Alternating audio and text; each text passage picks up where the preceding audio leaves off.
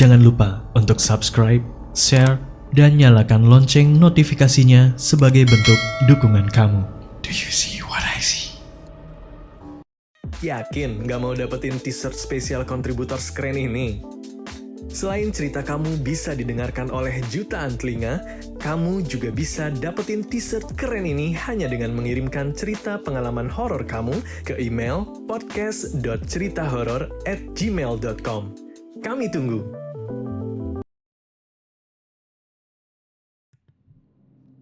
Assalamualaikum warahmatullahi wabarakatuh. Selamat datang di podcast Do You See What I See bersama saya Bapak Popo. Ya, ini sebenarnya di record live, menyambung dari cerita kemarin waktu kita sempat cerita-cerita ya di podcast live di Do You See What I See, sebuah event yang seru juga kalau emang nanti diterusin ya. Ada setiap weekend kita bakal live cerita dan sebagainya. Nah, kemarin waktu di acara live itu gue sempat cerita sebuah cerita yang emang udah lama terjadi gitu ya. Dan gue juga baru inget dan kemarin gue ceritain di sana. Nah, cuman karena di sana tumpukan ya, jadi ada tumpukan cerita banyak, ada 3 jam. Jadi gue mencoba bercerita terpisah aja supaya teman-teman bisa mendengarkan cerita ini. Jadi ceritanya ini terjadi di komplek perumahan gue dan tepatnya sih nggak jauh dalam satu gang ini, dalam gang rumah gue ini gitu ya, di komplek.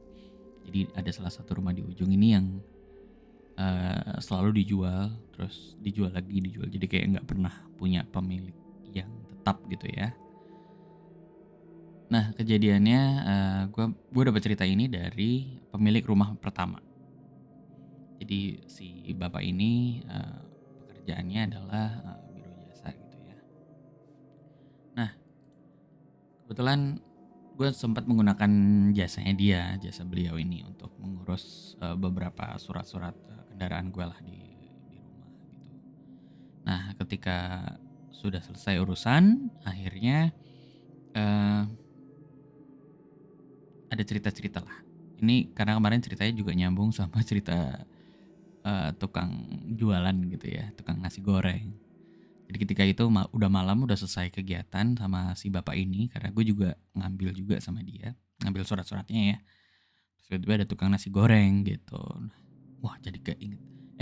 Dia cerita gini, Mas, gara-gara lihat tukang nasi goreng itu kemarin ada cerita tuh. Iya, jadi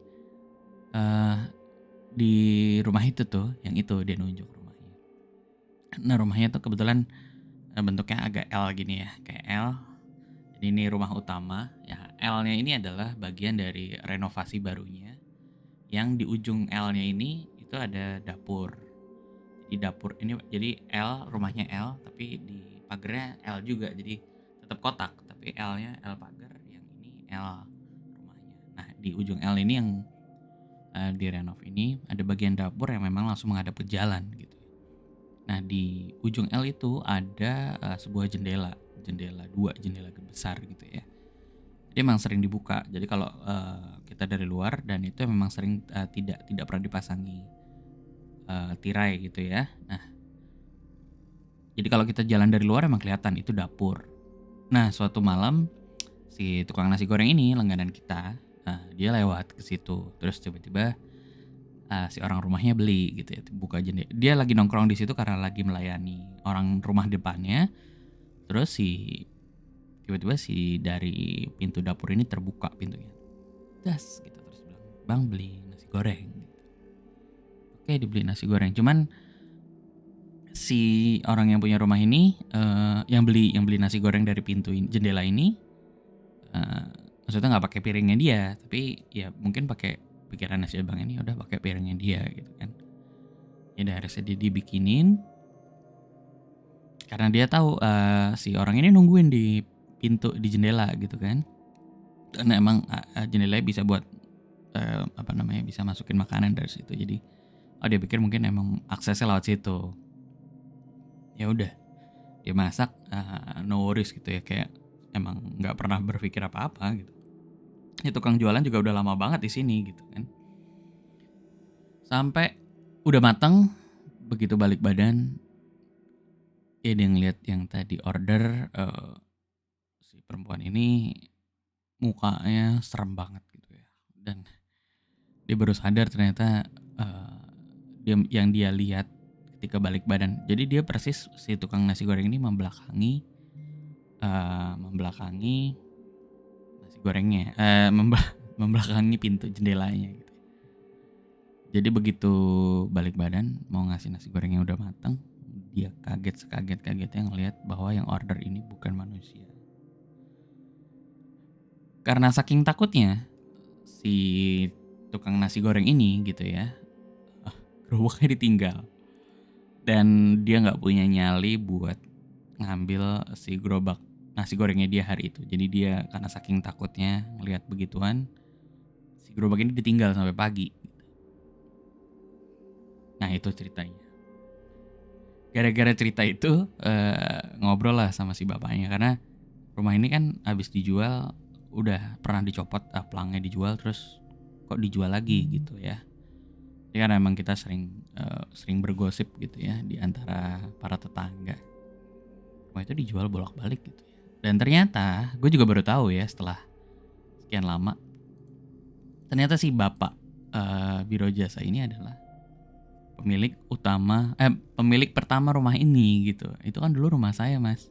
Lah, ngapain bapak pindah? Jadi dia tuh pindah hanya dari, let's say dari blok C ke blok A gitu ya. Nah, itu kan nggak make sense kalau menurut gue. Dulu saya tinggal di situ, Mas. Lah, ngapain bapak pindah ke blok A gitu kan? Dia tinggal di blok C, terus tinggal di blok A gitu. Ngapain bapak pindah gitu kan? Itu sebuah kejadian yang menurut gue nggak masuk akal. Ngapain lo pindah hanya beda gang gitu ya. Kalau lo pindah ke tempat yang jauh ya make sense lah.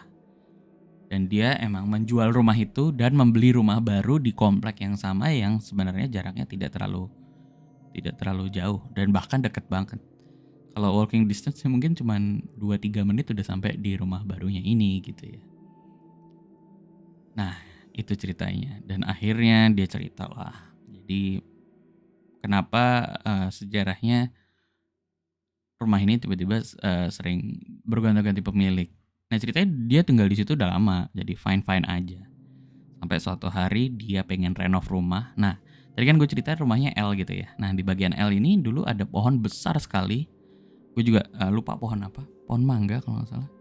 Ini pohonnya gede banget, emang gede dan rimbun gitu ya. Nah suatu saat dia mau ngebangun si bagian wing sayapnya ini mau jadi dapur. Nah akhirnya dia minta tukang untuk menebang pohon itu. Dan beberapa kali dia cerita dalam beberapa kali dia percobaan untuk menebang pohon itu, si tukangnya selalu sakit. Dia sih nggak percaya yang aneh-aneh lah ya, maksudnya ya udahlah ya cuma nebang doang gitu kan. Terus sampai akhirnya ketebang juga itu pohon dan akhirnya dibangun untuk renov rumah. Nah singkat cerita setelah rumahnya jadi, renovnya jadi, itu jadi sayap yang ada garasi, ada dapur dan sebagainya gitu ya. Nah sejak kejadian renov itu rumahnya ini sering mengalami beberapa hal-hal yang di luar nalar lah ya gitu ya buat dia gitu.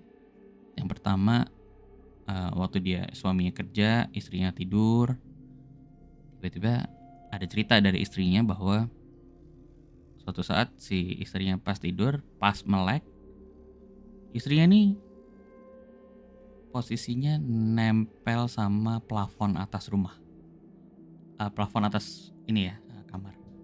Jadi istrinya bangun, dia kayak udah nempel di langit-langit kamar gitu. Terus secara nggak sadar dia sadar begitu melek, kok ada di, terus akhirnya dia turun pelan-pelan gitu kayak melayang. Ya dia cerita sama suaminya, terus nggak tahu ya, mungkin dia merasa masih itu halu kali ya, terus gitu ya, dalam keadaan tidur nggak sadar kok kayak nempel gitu segala macam. Udah satu kejadian kedua, pas istrinya di rumah lagi tidur, tiba-tiba tempat tidurnya itu bednya diangkat kayak duk duk duk duk duk duk duk, wah gitu. Wah itu dia panik, bangun panik dan telepon suaminya, kebetulan suaminya juga nggak di rumah gitu kan. Wah tuh kejadian kedua tuh kayak ini nggak benar ini, nggak benar. Yang ketiga anaknya, jadi pas anaknya tidur di kamarnya, dia lagi kelonan guling gitu ya. Tiba-tiba si gulingnya ini tiba-tiba eh, berbalik gulingnya dan menjadi ngoncop gitu ya. Wah anaknya teriak-teriak. Nah di situ apa namanya, dia kagetnya setengah mati gitu ya, dan trauma banget, dan dia cerita sama bapaknya. Pokoknya dia ketakutan yang luar biasa, ketakutan. Dia siapa yang nggak takut gitu ya. Sebuah kejadian yang emang ya kayak di film ya, ngelonin guling dan tiba-tiba dia berubah jadi pocong. Wah nggak masuk akal. Terus si bapak ini marah gitu kan. Lo ngapain sih? Lo ngapain gitu? Ya dia berdoa, dan ya sebenarnya nggak boleh juga ya. Udah berdoa ya berdoa gitu ya. Tapi dia ada sisi emosinya pokoknya gitu. Lo kalau mau apa namanya, lo mau ganggu rumah ini, mendingan lo hadapan sama gue aja. Sampai suatu malam gitu ya, setelah dia ngomong itu, ya kayak beberapa hari nggak ada kejadian, tapi tiba-tiba suatu malam dia eh apa namanya, tidur, dan ketika bangun giliran dia yang nempel di atas plafon, di atas langit-langit kamarnya. Dia kaget setengah mati, istighfar beberapa kali, dan emosinya dia, kalau tadi istrinya kan dibilang pas begitu nempel dia semacam layang dan turun pelan-pelan.